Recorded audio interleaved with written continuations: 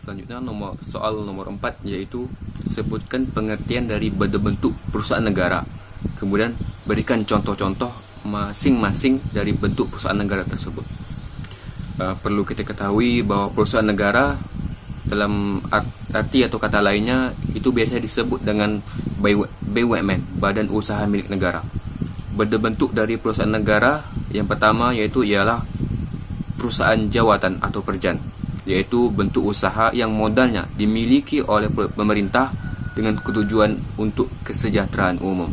Perusahaan ini tidak lagi mencari keuntungan, sehingga sekarang sudah tidak diterapkan lagi di Indonesia. Yang selanjutnya itu adalah perusahaan umum atau perum. Ialah bentuk badan usaha dengan modal dari APBN pemerintah, namun lebih berfokus kepada menghasilkan keuntungan atau profit. Contohnya ialah perum pegadaian, perhutani, dan peruri. Yang ketiga bentuknya ialah perseroan. Perseroan adalah bentuk badan usaha yang dikelola sebagian atau seluruhnya dari pemerintah yang berbentuk saham-saham, yang tujuannya ialah untuk mencari keuntungan, sama seperti perum sebelumnya. Contohnya seperti Pertamina, PT Garuda Indonesia, PT KAI, dan PT Pos Indonesia. Yang keempat bentuknya ialah perusahaan daerah, atau biasa disebut dengan BUMD. Ialah badan usaha yang dikelola pemerintah daerah, baik berbentuk PT atau jenis usaha yang lainnya, di mana ia dimodali oleh pemerintah daerah, baik pemerintah daerah provinsi maupun pemerintah daerah kabupaten atau kota.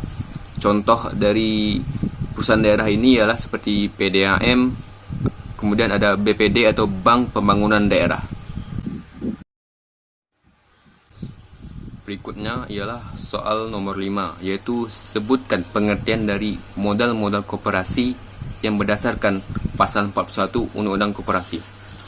Seperti kita ketahui, pasal 41 Undang-Undang Koperasi terdiri dari 3 ayat. Di dalamnya secara umumnya menyatakan bahwa modal koperasi terdiri dari modal sendiri dan modal pinjaman. Modal sendiri itu dapat berasal dari yang pertama adalah simpanan pokok, yaitu sejumlah uang yang wajib dibayarkan oleh anggota koperasi kepada koperasi saat masuk menjadi anggota. Yang kedua ialah simpanan wajib, yaitu jumlah simpanan tertentu yang harus dibayarkan anggota kepada koperasi dalam waktu dan kesempatan tertentu, misalnya tiap bulan dengan jumlah yang sama tiap bulannya. Yang ketiga ialah dana cadangan, yaitu sejumlah uang yang diperoleh dari penyisian sisa hasil usaha untuk pemupukan modal sendiri, pembagian kepada anggota yang keluar, dan untuk menutup kerugian koperasi. Yang keempat ialah hibah, atau sejumlah uang atau barang modal yang dapat dinilai uang yang diterima dari pihak lain yang bersifat hibah ataupun pemberian. Selanjutnya ialah modal yang berasal dari pinjaman. Yang pertama itu berasal dari anggota, yang kedua berasal dari koperasi lain atau anggotanya yang didasari dengan perjanjian kerjasama antar koperasi. Yang ketiga ialah bank atau lembaga keuangan lainnya yang berdasarkan perundangan yang berlaku. Yang keempat ialah penerbitan obligasi dan surat utang. Yang kelima sekaligus yang terakhir ialah sumber lain yang sah.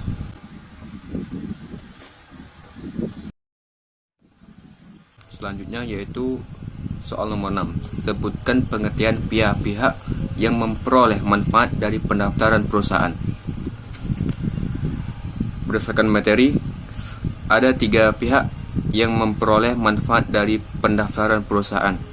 Pihak yang pertama ialah dari pemerintah itu sendiri. Maksudnya yaitu pemerintah dalam hal ini dalam rangka memberikan bimbingan, pembinaan, dan pengawasan, termasuk untuk kepentingan pengamanan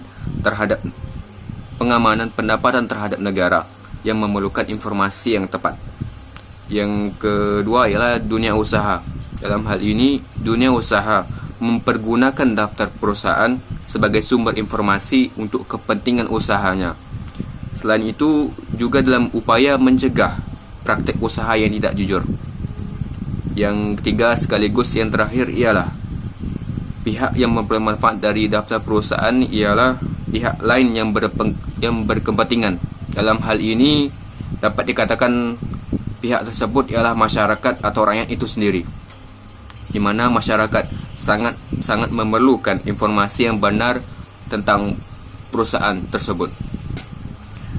Baiklah, dari ketiga pihak yang memperoleh manfaat dari daftar perusahaan ini, ketiganya mempunyai kesamaan, yaitu dengan adanya daftar perusahaan ini diharapkan mampu memberikan informasi yang tepat. Baiklah, sekian dari jawaban saya. Mohon maaf jika ada kekurangan.